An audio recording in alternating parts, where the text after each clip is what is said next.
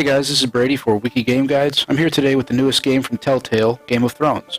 Like all of their games, the choices you make will have consequences, and as you know, there are plenty of terrible consequences available in Westeros. Firstly, let me say that if you aren't familiar with the story of Game of Thrones, at least through the third book, or if you only watch the show through the third season, then you will be profoundly lost, and I recommend you go back and read or watch them first. You will play as three characters from House Forrester, who are bannermen to the Starks of Winterfell in the north. The first character you play as will be Gared Tuttle, esquire to Lord Cedric Forrester. The story starts with the celebration outside the Twin Castles on the Trident River, home of the Freys, during the Red Wedding. The Forresters are outside the castle with other families taking part in the festivities. Gared and another squire, Bowen, are set to fetch more wine. While doing so, Gared notices that a lot of Frey's soldiers are arming themselves and suggests to Bowen that they get back to their camp and warn the others. Bowen is a little slow in the uptake, and this brings us to the first choice in the game. But what about... What the hell was that about? Slow down, would you? What's the rush? Just don't need a fucking run. Run!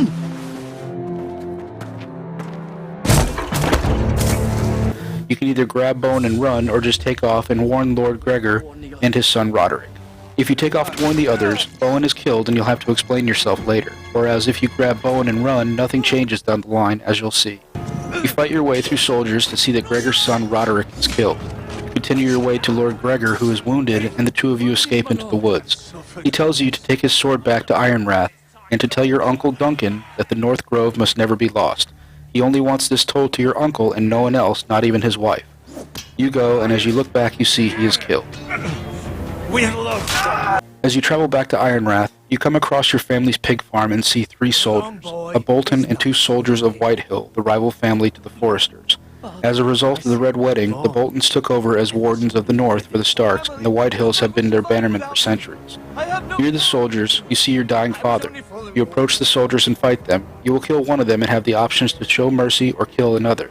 This has no effect on the first episode of the series, so do what you want. Mercy! Please! I beg of you!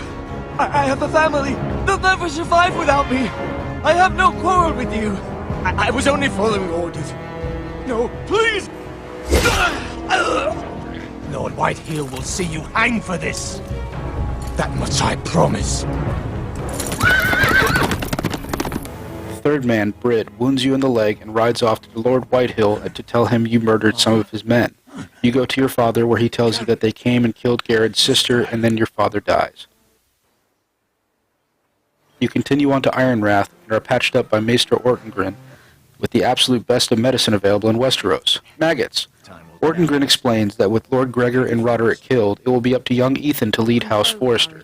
Lady Forrester arrives and asks if her husband had said anything before his death.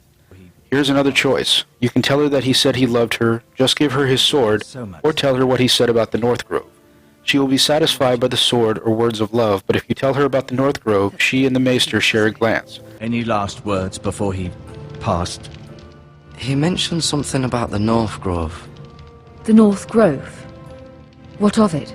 He said, the North Grove must never be lost.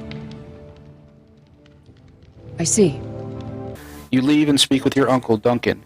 You can tell him about the North Grove, and he will ask if you told anyone else. If you haven't, he just smiles, but if you tell him you told Lady Forrester and the Maester, he will say that they aren't to be trusted with that. You haven't told anyone else, have you? This is important, Gared.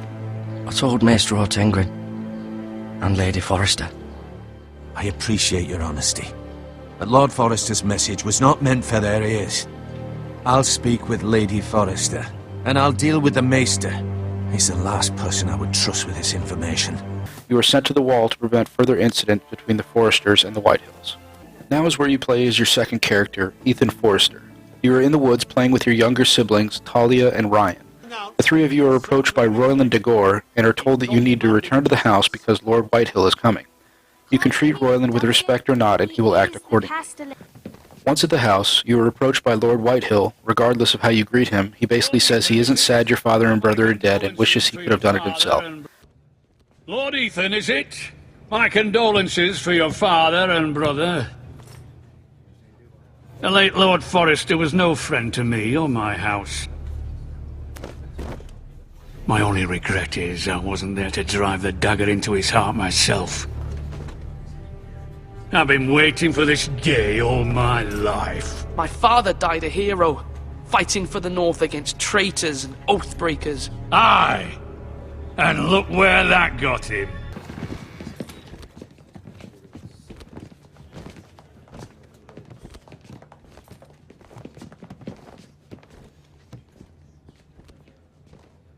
Lord Ethan, is it? My condolences for your father and brother. The late Lord Forrester was no friend to me or my house. Thank you, Lord Whitehill. My only regret is I wasn't there to drive the dagger into his heart myself. Here. He wants justice for the murder of his soldiers. You can tell him you sent Gared to the wall, or just tell him that you've dealt with the problem. Either way, he won't be happy and leaves saying he will return with Ramsay Snow, Lord Bolton's bastard son. I know he's here. What have you done with him? We haven't seen him. He was never here. You little liar. I will find him. By the gods, you better hope I do, because if I don't, I'm holding you responsible. And you'll answer for what he's done. I know he's here. What have you done with him? He was sent to the wall. Who the fuck sent him to the wall? Answer me! Who's the one who did it? You heard me. He was sent to the wall. It's done. What? That was my justice to deliver, boy. And you denied me of it. Duncan, Royland, and Lady Forrester gather around you saying that Ironrath will need assistance, and maybe Mira and King's Landing can help. Here's where you play as the third character, Mira Forrester, who is handmaiden to Marjorie Tyrell in King's Landing. Marjorie is supposed to marry the young King Joffrey, but things aren't well between Joffrey's mother Cersei and Marjorie. You have the option to ask Marjorie to appeal to the Queen and Joffrey to help your family, and she explains how things are difficult between them at the moment, and it doesn't help that a Forrester is her handmaid. Marjorie takes you to see Cersei, who will want to know where your loyalties lie. You can show respect to Cersei and tell her what she wants to hear, saying you support the crown and King Joffrey, or you can say you are loyal to Marjorie, regardless of what the crown wants. She mentions that King's Landing has become a nest of vipers, and knowing who to trust is very important.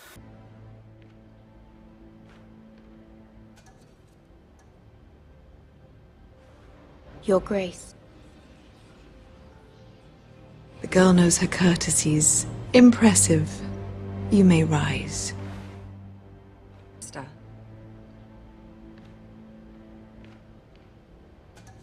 I am honored, Your Grace.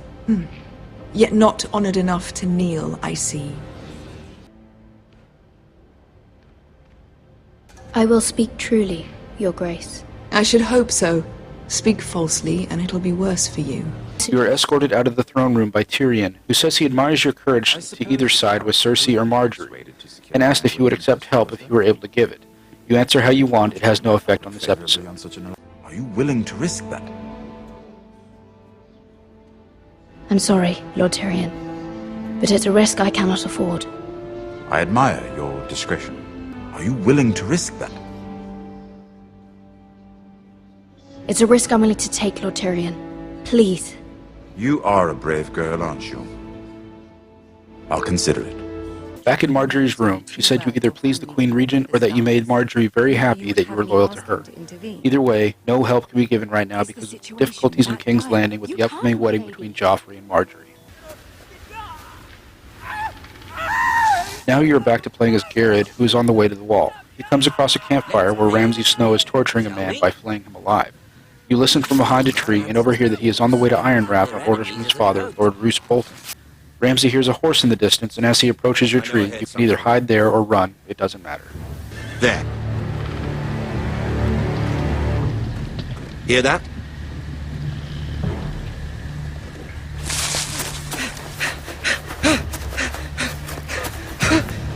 Back to Ironrath, where you are playing again as Lord Ethan. The Maester is explaining that you need to choose your sentinel, or highest advisor. Your two choices are Duncan Tuttle or Royland de Gore. Duncan is a clever man who prefers diplomacy to aggression, while Royland is a warrior who would rather face his enemies head-on. A man is brought into the courtyard and accused of stealing. He admits to deserting his post and stealing some weapons, saying that everyone should abandon Ironrath because the Boltons and Whitehills will destroy everyone. As Lord, you have to decide his punishment. Your father took 3 fingers from a thief, but you also have the option to send a thief to the wall or simply let him go. If you let him go, the Maester says more people will steal and leave. If you cut off his fingers, the Maester said that the further unrest will happen. Please, my lord. My family depends on me. Our house tends to its people. See, this man is paid and his family is fed. Family depends on me. I sentence you to the wall, where you will join the Night's Watch. Oh, please, my lord! My family, without me, they'll die! Please, my lord. My family depends on me. I, Ethan of House Forrester, Lord of Ironrath, name you a thief. The price for your crime is 3 of your fingers. Help! Please, my lord!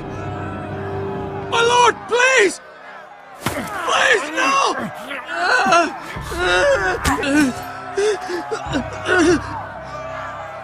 This is injustice, my lord!